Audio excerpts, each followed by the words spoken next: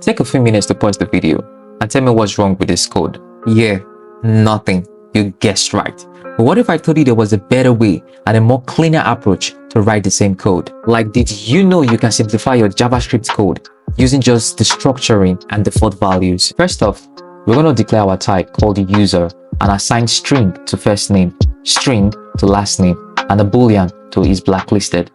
However, is blacklisted is going to be optional. Then we create a user object and assign the user type to the user object, and then assign the values Precious and Josiah to first name and last name.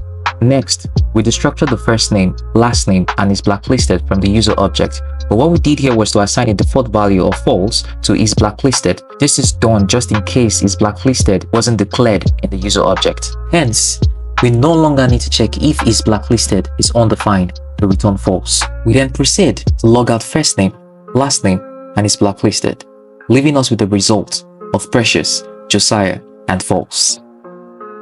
So did you know about destructuring with default values? If you found this tip helpful, give this video a like and share it with your fellow developers. Don't forget to subscribe for more quick coding tips in this series. See you next time, and always, happy coding.